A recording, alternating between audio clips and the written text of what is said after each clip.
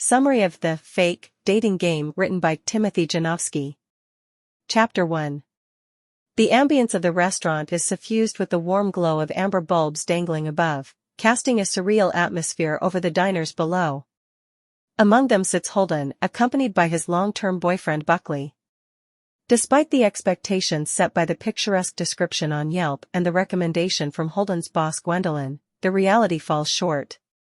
The restaurant is crowded, loud, and overpriced, a far cry from the lavish, dimly lit dining establishment Holden had hoped for. Buckley, donning a new snug shirt that Holden had bought him earlier in the day as a surprise, sits across the table with an air of discontent. Despite his usual aversion to such outings, Buckley had agreed to this dinner in Manhattan, swayed perhaps by the element of surprise and the promise of a special evening. The evening's expenses, covered by a credit card Holden can't believe he got approved for, only add to his growing sense of regret. As he surveys the cramped surroundings and the less than impressive servings, Holden's nerves consume him. He's on edge, contemplating a significant question he plans to ask Buckley during dessert, amidst the distractions and noise of the restaurant. The plates served so far have been disappointingly small, each bite fleeting and unsatisfying. Holden is trying to sweeten Buckley up for the impending question, but the atmosphere and the lackluster servings make it an uphill battle. "I appreciate you coming tonight," Holden says, his voice barely audible over the din. Buckley responds with a nonchalant "Sure, Holden," a departure from the usual endearment of calling him H. Holden reminisces about the early days of their relationship, recalling the nicknames Buckley had given him. The memory of their affectionate banter contrasts sharply with the tension in the air. Holden is determined to salvage the evening, to make it the perfect setting for the important conversation he has in mind. As the waiter brings their entrees, Holden tries to shift the focus back to their relationship. However, Buckley's attention seems to wander, even checking out the waiter as he walks away. This brazen behavior triggers irritation in Holden, but he pushes it aside for the moment. Attempting to broach the topic gently, Holden mentions there's something important he wants to ask Buckley.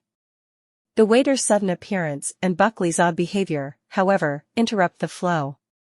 Buckley appears uncomfortable, sweating, and Holden worries about his well-being. In a surprising turn, Buckley pleads with Holden not to propose, expressing that he won't say yes if he does. Holden, caught off guard, bursts into laughter, causing a scene in the restaurant. When Holden clarifies that he wasn't planning to propose, Buckley seems embarrassed by his assumption. Holden reveals the real reason for bringing Buckley to Manhattan, to audition for the TV game show, Madcap Market. He presents 2 plane tickets to Los Angeles for the upcoming audition. Instead of excitement, Buckley reacts negatively, calling Holden's love for the show an unhealthy obsession. The conversation takes an unexpected turn as Buckley drops a bombshell: he believes their relationship isn't working anymore. Holden is stunned, unable to comprehend the sudden unraveling of their 6-year-long connection. Buckley declares his desire for a breakup, leaving Holden shattered and questioning the stability of his world. Amidst the chaos, Holden discovers that Buckley had lied about their living arrangement, paying 3/4 of the rent. The revelation adds another layer of betrayal, leaving Holden not only heartbroken, but also facing an uncertain future. As Buckley walks away, Holden's anger surfaces, and he accuses Buckley of being a coward and selfish. The public spat adds embarrassment to the heartbreak, and Holden is left grappling with the aftermath of an evening that started with hope but ended in emotional turmoil. The broken heart is accompanied by a massive bill, serving as a bitter reminder of a night gone terribly wrong. As the reality of the situation sinks in, Holden feels a whirlwind of emotions: disbelief, anger, sadness, and confusion. He can't comprehend how everything went so wrong in the span of a single evening. Questions race through his mind, each one more painful than the last. Did Buckley ever truly love him? How could he have lied about something as significant as their living arrangement? And why did he wait until now to reveal his true feelings about their relationship? Holden's head spins as he tries to process the sudden turn of events. He feels like he's standing on the edge of a precipice, staring into the abyss of an uncertain future. The thought of facing life without Buckley by his side fills him with dread. As he sits alone at the table, surrounded by the remnants of their failed dinner date, Holden struggles to come to terms with the harsh reality of his situation. The warmth of the amber bulbs above offers no solace, their glow now a mocking reminder of the shattered illusions of love and happiness. In the days that follow, Holden finds himself grappling with a whirlwind of emotions. He oscillates between anger, sadness, and disbelief, unable to make sense of what has happened. The betrayal cuts deep, leaving him feeling raw and vulnerable. Despite the pain, Holden tries to find solace in the memories of happier times. He revisits the early days of their relationship, the moments of laughter and joy they shared together, but each memory is tinged with bitterness, a painful reminder of what he has lost. As he navigates the aftermath of the breakup, Holden leans on his friends and family for support. They offer words of encouragement and sympathy, helping him to heal from the wounds inflicted by Buckley's betrayal. In time, Holden begins to pick up the pieces of his shattered heart. He throws himself into his work, finding solace in the routine and familiarity of his daily life. Slowly but surely, he starts to rebuild his life, one day at a time. Despite the pain of the breakup, Holden refuses to let it define him. He embraces the future with renewed determination, knowing that he deserves happiness and love, even if it means starting over from scratch. As he looks to the horizon, Holden feels a glimmer of hope. The wounds may still be raw, but he knows that with time and patience, he will emerge stronger than ever before. And who knows? Perhaps one day, he'll find someone who truly deserves his love and devotion.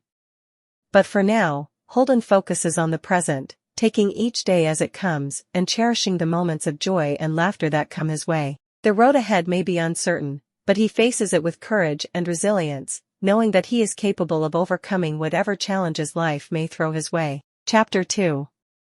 The LAX terminal buzzed with a chaotic energy as Holden stepped off the plane. His heart, still mending from a recent breakup, clung to the promise of a new beginning in Los Angeles. He envisioned palm trees, the warmth of the locals, and the captivating allure of his favorite TV game show, Madcap Market, as his sources of solace. Adjusting the quarter zip with a bright green mesh-like fabric, he channeled a pop star confidence, determined to manifest positivity. The sporty ensemble had a backstory, a breakup remedy. The hefty discount on the outfit aimed to silence the breakup anthems that played relentlessly at Gwendolyn's boutique where Holden worked. Gwendolyn, the force behind this LA trip, had insisted on the adventure. With non-refundable plane tickets and hotel reservations, the glittering allure of Los Angeles awaited outside the airport terminal, offering a respite from heartbreak. The attempt at a pop star strut through the airport wasn't exactly Miley-worthy, but Holden clung to the hope that the city's glitz and glam would be the antidote to the breakup that had torn his life asunder. The baggage claim became the next battleground. Holden, on the lookout for his navy blue bag with a sparkly Holden James luggage tag, found himself drawn into a diversion involving a friendly woman named Lloyd and her portly companion. The carousel continued its monotonous rotation, but Holden's bag remained elusive. Frustration settled in, and a missing luggage form became the next item on his to-do list. As he inched closer to the customer support counter, Holden tried to focus on the positives of the trip. A break from his job at Gwendolyn's boutique, a respite from cardio dance fit classes, and the opportunity to fulfill a promise to his late mother by auditioning for Madcap Market, these thoughts kept his spirits afloat. The airport ordeal extended to transportation hiccups, a nauseating trolley ride and a cancelled lift due to Holden's queasiness. An ancient cab with no air conditioning became his next means of transport, turning the glamorous LA dream into an uncomfortable reality. Hanging his head out of the window like a dog, Holden pleaded with his stomach to cooperate amid the oppressive heat and the lingering smell of fast food. Arrival at the hotel provided no relief. The room, with its faint scent of mothballs, fell short of expectations. The clean but uninviting shower hinted at the budget nature of his accommodations. Holden's optimism wavered, but he clung to the hope that Los Angeles would provide the rejuvenation he sought. Texts from Alexia, his college friend and potential Madcap Market partner, added a glimmer of excitement. The prospect of tapas tonight fueled Holden's determination to make the most of the trip. Seeking Leo, the hotel's concierge, for restaurant recommendations, Holden found himself immersed in Leo's peculiar world of games and unconventional behavior. Leo, absorbed in a Minecraft game, teased Holden with fully booked reservations, but hinted at a mysterious connection that might secure a table. As Holden's frustration mounted, Leo revealed himself as a floater, a concierge who played games and didn't conform to conventional hotel norms. A desperate plea for a reservation finally broke Leo's playful facade. Holden, caught between gratitude and confusion, secured a table for the tapas dinner with Alexia. The peculiar exchange left Holden questioning the authenticity of Leo's actions and the oddities of his role as a floating concierge. Leaving the concierge desk, Holden's emotions reached a tipping point when Leo called after him, reminding him to express gratitude. A reluctant "thank you" escaped Holden's lips, and he retreated toward the elevators, feelings of guilt and frustration simmering beneath the surface. As Holden ascended to his room, he reflected on the turbulent start to his LA adventure. The exhaustion from the journey and Leo's unconventional demeanor weighed on him. Yet, as he repeated a mantra to ward off further misfortune, he clung to the hope that Los Angeles would indeed bring the rejuvenation he sought. In the hotel lobby, Holden's emotions reached a tipping point when Leo called after him, reminding him to express gratitude. A reluctant "thank you" escaped Holden's lips, and he retreated toward the elevators, feelings of guilt and frustration simmering beneath the surface. As Holden ascended to his room, he reflected on the turbulent start to his LA adventure. The exhaustion from the journey and Leo's unconventional demeanor weighed on him. Yet, as he repeated a mantra to ward off further misfortune, he clung to the hope that Los Angeles would indeed bring the rejuvenation he sought. The roller coaster of emotions continued as Holden braced himself for the adventures and misadventures that awaited him in the City of Angels. The promise to his late mother and the chance to prove his worth on Madcap Market fueled his resilience. While uncertainties loomed, Holden whispered his mantra once more, convincing himself that nothing else would go wrong on this trip, mostly. As he prepared for the tapas dinner with Alexia, the day's challenges served as a backdrop to his determination to make the most of his LA adventure. Whether it was the glitz and glam he had envisioned or the unexpected twists, Holden was ready for whatever the City of Angels had in store.